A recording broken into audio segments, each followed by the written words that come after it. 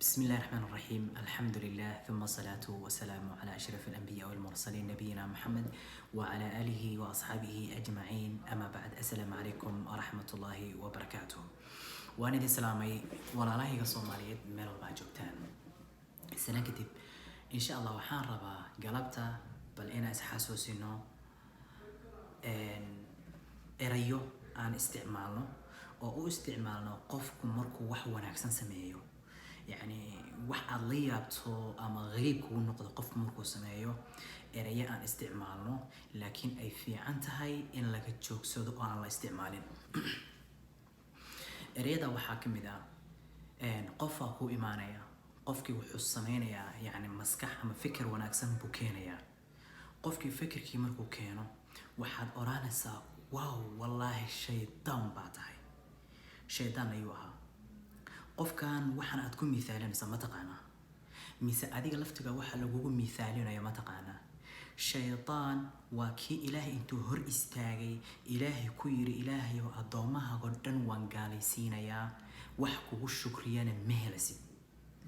ninka ilaahay rabbi subxaanahu wa tacaala dooda la galay baad ku qanacsan tahay in lagugu magacaabo oo lagu yiraahdo shaytaan baa tahay. adigana isku qoslaysaa, waxaad oranaysaa yani ammaan baad u arkaysaa. magaca labaad ama ereyga labaad oo ay fiican tahay inaan ka fogaano oo qofka aan lagu dhiiragelin waxaa ka mid ah ibliis baa tahay. ibliis waa ninkii jannada inaga soo saaray, nebi aadan ninkii jannada ka soo saaray, innaga sabab u noqday inaan jannada ka soo baxno, adduunkan iyo kuleelkiisa iyo dhibkiisa inaan nimaadno. ninkii sababta u noqday in lagugu tilmaamo oo lagu yiraahdo ibliis baa tahay oo aad ku faraxsan tahay, ku qanacsan tahay, ku qoslayso, soo dambeer xumo maahan. ilaa heer waxaan gaarnay aan isku miisaalino ama isku tusaaleyno qofka wanaaga ama fikirka fiican keenay inaan ku tusaaleyno ilmaha gogol dhaafka ku dhasha. ilmaha gogol dhaafka ku dhasha oo meher yani xaaraanta ku dhasha ama zinada ku dhasha magaca loo yaqaano inaan isku miisaalino marka qaar oo qofkiina ku qanacsan yahay. marka waxaan leeyahay walaalkayo, walaashay, walaalka ama walaasha haddaad dhiiragelinaysid ku dhiirageli erey wanaagsan, ku dhiirageli maasha allah waa mahadsan tahay, maasha allah maskaxdaadu aad bay u furan tahay, maasha allah qof kaa caqli badan ma jiro, maasha allah waxaad keentay weligay qof keeno oo weligay ma hore uma arag, inaan gadaal u arki doonana u malayn ma. yani erayada noocaas qofka ku dhiirageli. laakiin shaydaan baa tahay iyo ibliis baa tahay iyo jin baa tahay iyo balaayo kala tahay, qofka ha ku dhiiragelinin, ka istaaji erayadaas. soomaalina aad bay u adeegsataa oo aad iyo aad buu ugu badan yahay. marka waxaan idinka codsanayaa Soomaaliyay erayadaas iyo kelmadaha noocaasa inaanan adeegsanin ee aan qofka walaalkeena ku dhiirigelino erayo fiican iyo hadal fiican.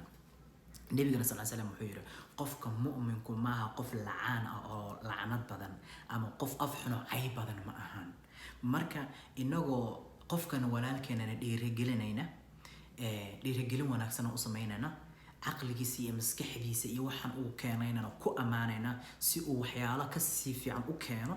waa inaanan erayada noocan ku amaanin ee aan ku amaano qofka erayo wanaagsan, hadallo wanaagsan, ilaahay raali ka yahay, isaguna uu dhiirigelin ka sii qaato. laakiin qofka markaad ku dhiirigeliso shaydaan baa tahay, war shaydaankan aad qofkan ku miisaalinayso waa taqaanaa wuxuu yahay. markaad ku miisaalinayso ibliis baa tahay, ibliis iyo wuxuu yahay waa taqaanaa.